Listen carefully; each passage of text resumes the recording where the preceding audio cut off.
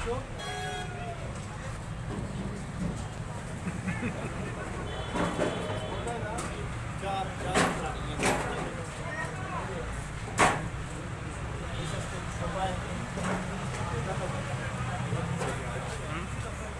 yes.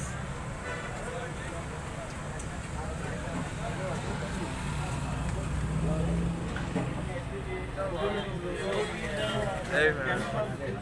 Biochemical सोलह हो गया, फॉर्मलिन होगी, कोई चीज़ की होगी।